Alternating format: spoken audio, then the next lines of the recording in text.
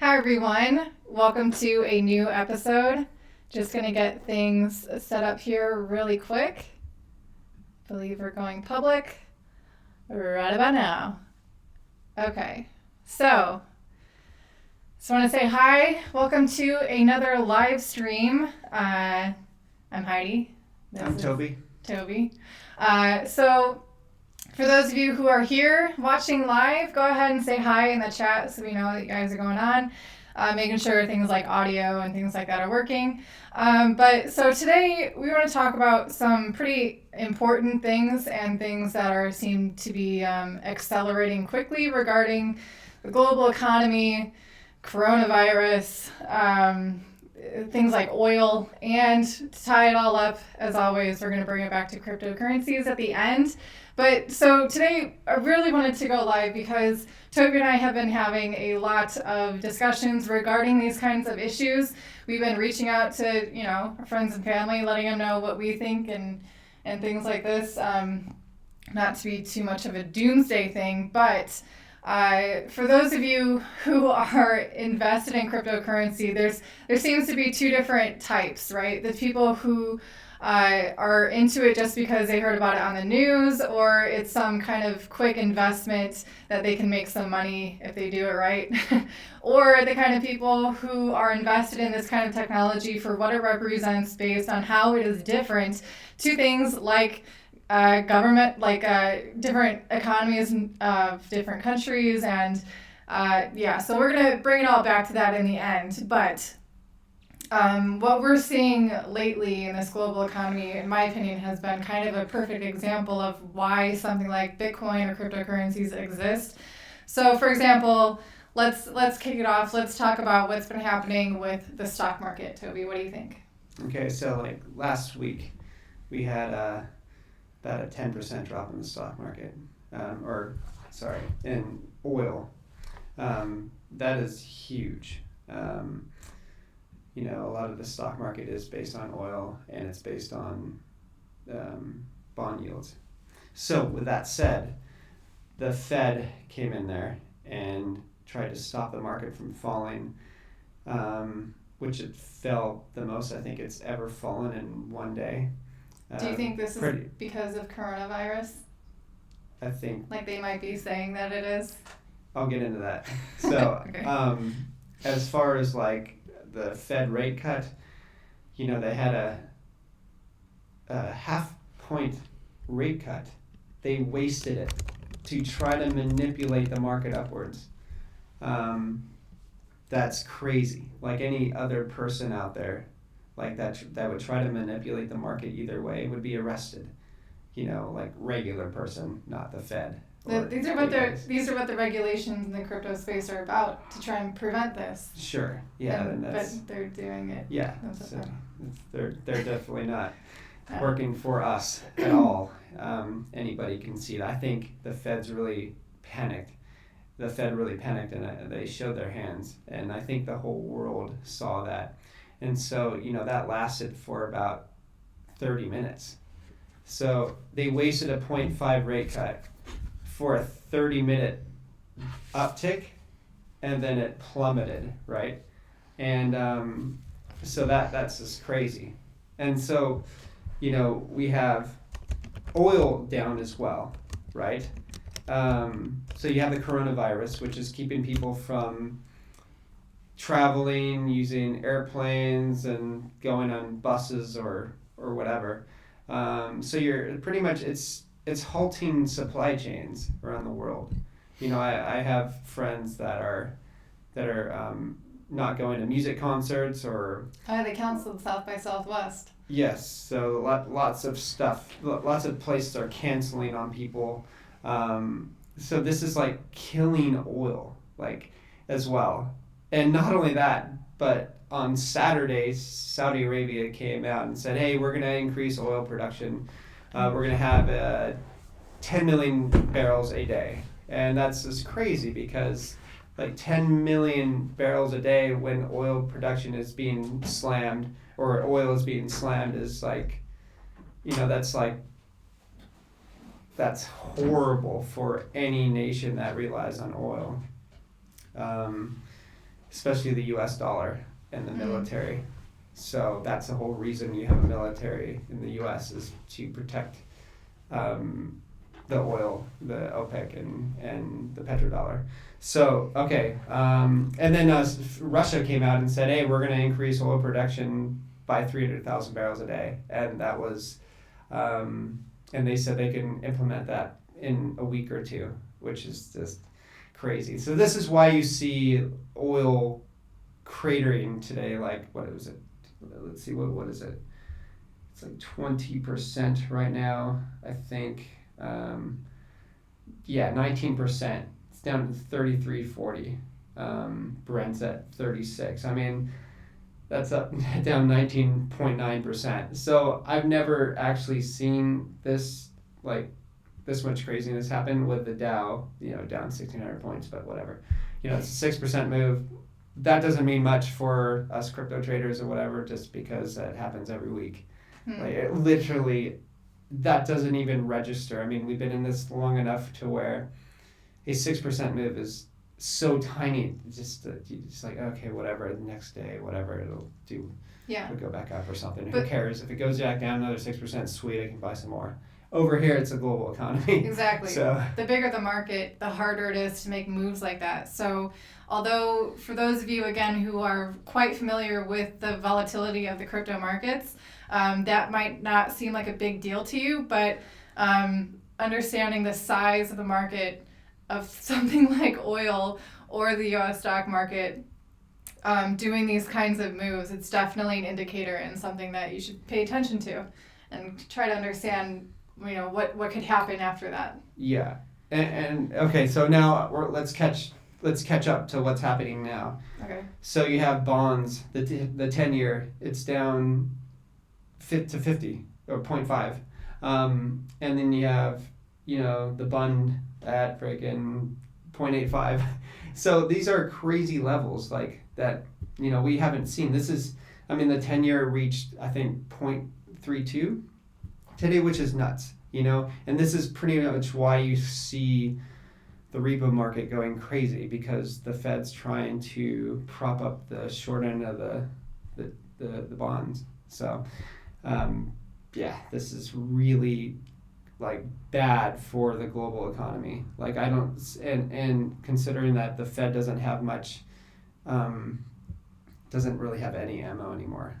They have money printing, which is exactly what they're going to do. The Fed is also going to go negative. That's just a guarantee. Even I think Alan Greenspan came on TV and said, "Hey, I see negative interest rates coming." It's coming. So yeah. So okay. So now going back to this coronavirus thing, this is really dangerous because it's halting trade, it's halting businesses from running normally and everything like that, and that's only going to continue. As you see cases going up and up and up, people are going to get more scared, they're going to travel less, oil is going to still be under pressure. And the stocks are down 6% for the year, I think. So this isn't even a recession. We haven't even reached a recession yet. I think a recession is minus 40 to 60% down. We haven't even got started yet. We're seeing. My friends who are, not going to concerts and having to halt their businesses, they're not even getting any money anymore. This is just, in a week, they're screwed, and this is just them. Can you imagine all these other businesses out there? Even Apple, let's see, Apple is, the supply chain's kind of jacked on it. I can't really find it right now, but they're going to be pretty messed up. And the stock is down 5%. It's down $13-14, which is nothing because that's going to continue. I see it continuing. Okay, so now, like we're in Europe, right? And so the Dow Jones Euro stocks banks, it's kind of like a bank index. It's down the lowest it's ever been today. Is that it? Yes. So this is the lowest it's ever been today. That's crazy. Yeah. So going back to 1992, that index closed at 100. 1992. Yeah. Okay. 98 was the low, and now it's at 65.40. So bank stocks are getting slammed. So you have the ECB, and so they're gonna. I see a lot of banks being nationalized in Europe. I think they're just gonna take over the banks because they're not capitalized enough, and this is what you see right here. So, which is scary because, if you're like thinking, well, what can I do? Like this is crazy. I don't know what to do. I listen to the news, and there's not a lot of people telling me what I should probably be doing. Well, if you hate cash, you're a Bitcoin, whatever. I think it's smart to hold some cash.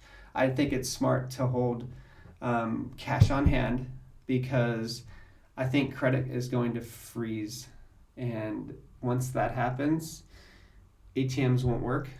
Your bank card's not gonna work or anything like that. And I think it's really dangerous. So I think you should be holding a bit of cash on hand. It's kind of like putting a seatbelt on when you're driving somewhere. Are you pissed that you had to put on your seatbelt before when you get there safely? No, it's a hedge. You're hedging. Like when I surf these waves out here, I have the best drivers in the world. I have the best ski in the world. I have a surfboard that I've been, tweaking for the last 6 years, and I have inflation and everything on me to catch an 80-foot wave. And if I don't fall in the wave, I'm not unhappy that I put all this stuff on. It is a pain in the butt, but I'm not unhappy. I'm like, okay, cool. That's just normal. Mm-hmm. So with this, I would be like, get some cash on hand.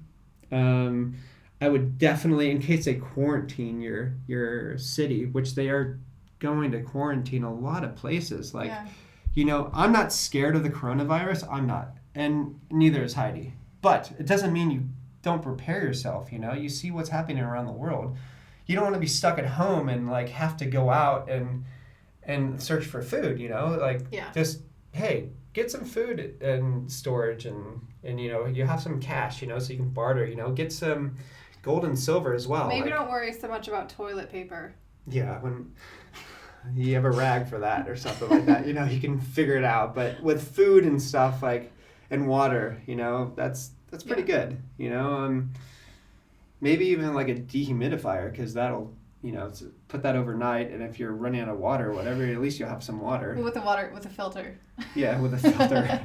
Maybe filter that out a little bit. Might taste pretty bad. But, take care of yourself. I would get pre-1964 dimes and quarters. I think that's important to have to barter, especially in the U.S., because that's like a well-known asset to have, and you can easily trade that. They're smaller, so you're not bringing in a 1 ounce silver coin, because once the banks start printing more money, you're going to see more money printing than you can even imagine. You have not seen anything yet. They're going to print so much money to try to get out of this situation. It's not going to work. And yeah, you're going to want to get into something that is inflation proof, like a hedge against inflation. So that means possibly Bitcoin. Who knows what's going to happen with Bitcoin we haven't experienced something like this during the life of Bitcoin. But what I can say is that Bitcoin is a really good bet. It's the most secure network in the world. and it has a finite amount. In a world awash with all this fiat, you don't even know how much fiat is being printed. I mean, the Fed might say, oh yeah, we're printing this much, and this is what this says, and here's the Fed balance sheet. Bull crap. It's way more than that. The whole reason the global economy is in this state is because of that behavior of money printing and of encouraging debt and thinking that brings liquidity. And when you're thinking about now the Bitcoin halving coming up, it's going to be a stark difference to how things are organized with Bitcoin. And pretty much it's going to, for some of us, it's going to be a shining light as to why it was created. But like you said, this is the first time that anything like this has happened with Bitcoin also existing. So a lot of things are going to be tested. Yeah. People who are going to, first of all, we're going to see if people really think of something like Bitcoin or cryptocurrencies as a safe haven. It seems a little bit counterintuitive because it is still so new compared to what people are used to. I'd be interested to see if people are still interested in buying bonds. Like what we were saying about bonds is, here's what I see happening, and this isn't like, I'm not trying to scare people or whatever. This is just what I see happening. It's hard for me to see a way out of this situation. Okay, so you have all this stuff happening. People are going to start losing their jobs, unfortunately. A lot of people are going to lose their jobs. A lot. I think this is going to be more of a depression than a recession. That we haven't seen levels like we're seeing right now since the 1929s. So so you have people losing their jobs, and then people won't be able to afford their mortgages on their houses, so they're going to have to foreclose, and then once that's going to drag the housing prices down, and then a lot of people in the U.S. I'm mostly talking about the U.S. Are underwater in the mortgage.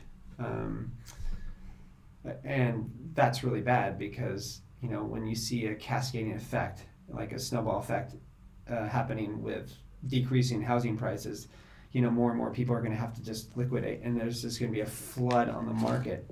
And so, I think Americans are the most indebted people on the face of the planet, pretty much. Like the average consumer. So well, that's what it's in their face all over the place. Take out this loan, take out student loans, refinance your mortgage. It's like it's all over the place. Yeah, and you didn't have that really in the 1920s. You didn't. So what's going to happen? So that's where I see the banks pretty much owning everything. You can go on Fox News and CNN. You can make fun of me for going on there, but the reason why I check that once a week is to see what the masses are listening to. Yeah. I look at it and go, okay, because I looked last week and they were talking about some stupid argument with Democrats and Republicans, like just mindless stuff, like just stuff that doesn't matter. And meanwhile, oil's dropping big time, and the 10 years dropping, and the 30 years dropping, and oil, and yes, I saw all this happening, and nobody, they're freaking out about toilet paper, like they're done, like that. This is what the reason why mainstream news comes out with this stuff is because this is what the masses want to hear, and I mean, so they need to keep up the charade. So what you can do, dying breath. Sure, and so what you can do now is get out of debt. Like I said, with gold, silver, Bitcoin, put a little bit in. Like I told somebody, hey, maybe you should probably buy some Bitcoin. He's like, I can't afford a Bitcoin. I'm like, I didn't say buy a Bitcoin. I said buy some Bitcoin, which means like buy some sats, like buy $20 worth, buy whatever. It doesn't matter. It's something that's finite, something that's not going to have, a government printing trillions of. So Yeah, that's. Sorry, I'm Do we have getting an echo? reports of an echo. Let me see if I can fix that. Okay. Can you guys just keep us, keep us posted on the audio if it's like really terrible. Otherwise, I'll be tweaking it sorry, I don't want to That's fine. disrupt you too much. Yeah. All right, so I'll keep an eye on that. Maybe I'll just do this. Okay. Well, I do want to say one thing. Okay, so if you're trying to prepare for this, be the first. Don't do it when everybody else is doing it. So when everybody else is trying to get toilet paper, go buy some silver or something like that. Go buy some actually something you're going to need. You know what I mean? Yeah. Oh, this is when you get into intrinsic value, right? Yeah, for sure. I mean, you have to, but being the first or second, you don't want to be the last because that's where you get slaughtered. Mm-hmm. And that's where the masses are just being led. It's horrible to watch. I hate it. That early adopter mindset where you're not waiting for others' validation to confirm things that you might or might not need to do. Like, have as wide of a perspective as you can and really try to understand, what could lead to the next and be prepared for it. Yeah. 'Cause better safe than sorry. I mean, it's a phrase that's been around for so long for a reason because it makes sense. Yeah. So. But another thing that we talk about too is stress, and when it comes to especially like your health, if you are really concerned about something like the coronavirus, preparing yourself and again, perspective, and because stress can be such a detrimental thing for your body and your mind and your relationships with your people. So, try to manage that stress. Yeah, there's really no need to stress, especially if you prepared yourself a little bit. That's pretty much it, So I felt like the need to get on here and at least share with you what I see happening. And I don't see how this is going to be turned around very easily. Do you think this is a result of what's happening with the crypto markets as well? Because that's been doing. I don't know. I think having its own vol. I think a lot of people were calling that we weren't going to see 8,000 Bitcoin again, and now it's sub. That's fine. I've never said that. Like, no, I'm saying you. I'm saying it. Yeah, no. I mean, trying to call tops and bottoms. That's just for fairy tale people. Whatever. I'm not that dumb to call tops and bottoms and stuff. That's ridiculous. Yeah. Like, I hope it goes out to 6,000. I don't care. People are like, oh, it's crossing this line or that line. I'm like, who cares, man? Like, were you not here in 2013 when we saw it go from what? A lot of people. Friggin' $200 to 1,150 back down to 70. Like, come on. And I still held on. Hey, it's fine. Hodled. Damn right. Damn right. I don't care what it's doing on any chart. Like, because this is a brand new asset class, and people may think that, the amount of people that you see trying to trade and everything, 98% of traders in this space don't make money. So give me a break. We had a good question in the comments. So if you guys have questions, go ahead and leave them in the comments. I'll try to get to them. McLovin, the Irish R&B singer, asked... Oh, he didn't ask. Who asked this? Sorry. Jeff Art asked, are you guys bullish on altcoins or just Bitcoin? Yeah, bullish on... I mean, I'm not selling. I don't think we're going to see an alt season like we did in the past. Like, a lot of them are going astronomical. We don't know. We're in uncharted territory. And... just because of, again, what's happening globally, and people, I think, are going to be more conservative and a lot less speculative. And if an altcoin has lasted this long, they better have something to show for it. And there's not that many altcoins that have something to show for it. Well, most of it's vaporware. So. That's fine. Exactly. Okay. So, you have,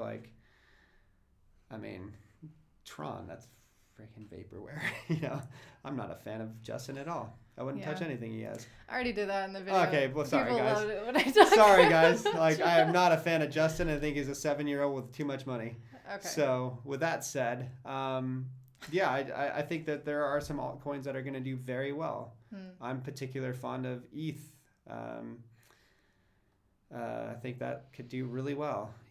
I think Dash could do pretty good. It's got a good community behind it. Sweet. Yeah, so we'll see about those. Maybe the way I think is flexible. So if I see something wrong with a coin, I'm just going to be like, all right, I'm not married to it. I'm not married to I'm not one of those EOS fanboys where I'm like, oh, I'm married to this coin. Yeah. Like, no, sorry, I'm not going to join the cult. This is, if they do things correctly, then sweet. Yeah. If not, see you later. Yeah. That's why I like Bitcoin so much. You can be excited by the new ideas and the innovation, but as it goes on and as it develops and the decisions that they make, you don't have to be, like you said, married to that initial excitement. The thing that I'm probably most married to is Bitcoin, just because I trust the network. Yeah, so, without a doubt, it's the most secure network. If you're gonna put your money into anything, Bitcoin. People can say, Bitcoin Cash, whatever. I don't care. Just buy it. Personally, for me, I like BTC. So that's it. It's done well. I've held it for quite a while. Very long time. Yeah. And hell yeah, it's done awesome. So can't complain. So yeah. Is there anything else? Oh, you had a really funny phrase yesterday. Oh yeah. So the pros of Bitcoin, the only con I can think of is you can't eat it. It's not that intrinsic. It's it's not going to taste very good. You can't eat it. You can eat your ledger, but that's not going to be fun coming out. You can swallow some zeros and ones, but it's probably not going to taste very good. But, okay. So talking about Bitcoin halving and kind of safe havens for a global economic collapse, totally worst case scenario. A lot of people, it's going to be Bitcoin versus gold or precious metals. And one thing that you brought up that I actually I'm not ashamed to admit, I did not know this was a thing. Again, with Bitcoin, it being a known supply, it is a scheduled decreasing emission rate. A lot of it is, it's all very obviously transparent because it's open source, and it is publicly available to run the software, so you will always know what's happening. Compare that to, say, something like gold, where there is this kind of connotation of it being a limited supply because the Definitely Earth is a limited thing. Supply. But then you came up with this. What Definitely is this? not limited supply. Why? You can. Okay, so you have in the future, which is being wild. tested right now, asteroid mining. So, geez, you find a mother lode and you bring it back to Earth, and there you go. You just doubled your gold supply. And it being not on the blockchain, you could do it and completely, be very secretive about it and capitalize your position of having that gold without flooding, publicly flooding the market. Now I'm not trying to bash gold or silver, but this is why it's an interesting take on it, though. I'm most bullish on Bitcoin because I know how much there is.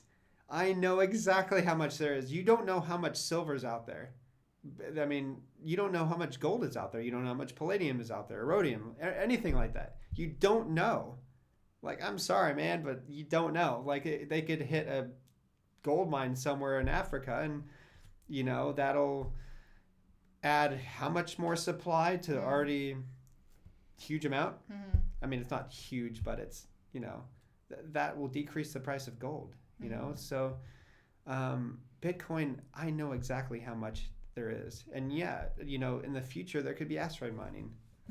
And that's not so futuristic anyways, because how many rockets are being sent up to space right now being tested? There's tons of satellites and rockets up there. So we'll see. Now, some people might hear this advice. This isn't really investment advice. It's not advice. I don't know what I'm doing. We're just talking about ways that options that you could take. When they hear you say something like buy Bitcoin or buy gold or hold cash, how would you talk about like allocation of things. If it was me, I would have enough cash to get me through maybe 6 months. No, it may seem like a lot. And not just like extravagant living, but like if we're in a doomsday scenario that's like, you know, really, really tight on the budget. I would have a good amount of silver, a little bit of gold. And the reason I say that is because if things get really bad, you know, you hand somebody a gold piece, they're probably, you know, you can't, you know, shave it off and say, here's a little bit of change back, you know. Like, I think silver is going to be easier to barter with, especially with cash, like smaller bills, obviously, because if you're going into a depression, which I think is very possible, I'm not 100% on that, but from the looks of it, it looks like it could be, then I think that you're going to want smaller change, like pre-1964's, like silver coins. I think it's really important to have those instead of like just 1 ounces. You know, 1 ounce coins, cool, that's fine. Maybe, you know, something else, but yeah, that's pretty much. I would also have. Decentralize your options. Well, so you're hedging against everything against each other. You want to get out of debt. Like, I know a lot of people are stuck in debt right now, and I mean, do what it takes to like pay it down. But right now, I think if I was in debt, I would be like, you know what, screw it. I'm going to buy some inflation-proof assets before, you know, paying off my debt, just because you don't know what's going to happen. You know, we could skyrocket so far you wouldn't even believe it. I mean, from the amount of money that the ECB and the Fed is going to print, I mean, I think you're going to see prices it's going to make 2017 look like a regular day.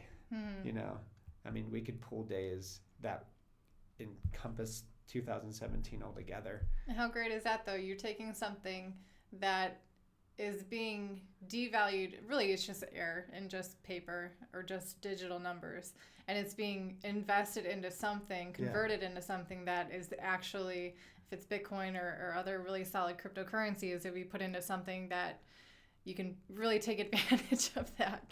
So yeah.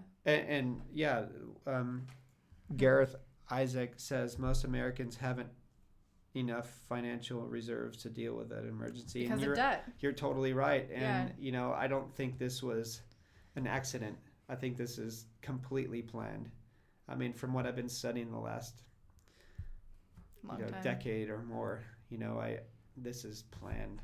Like when my father lost his entire retirement in 2008, like that's when I was like, whoa, what happened? Like, how did he lose all that money just overnight? Really? Where did that go? Well, this is planned. You can guarantee that, because this coronavirus, it's a scapegoat. It's a scapegoat. Just look at all the news outlets. They're all talking about how the coronavirus is killing everything. And sure, it's a catalyst, for sure. It's a black swan. And, you know, maybe some people couldn't see that coming. As far as like it being weaponized, I wouldn't be surprised. Like, from how careless the U.S. has been for trying to quarantine people and trying to keep people, you know, safe from this and testing. I mean, how is this not planned? You know, I mean, this is the perfect scapegoat, especially after the repo market was going wild. And now you have this to just like, oh, the Fed's probably, thank God, you know, like I can relax and, you know, panic less. And I can blame it on this virus or whatever. That's what I think happened. You know, maybe call me a conspiracy theorist or whatever, but that's what I see happening. And, you know, I think from what you see in the media, I think that's pretty much spot on what they've been doing.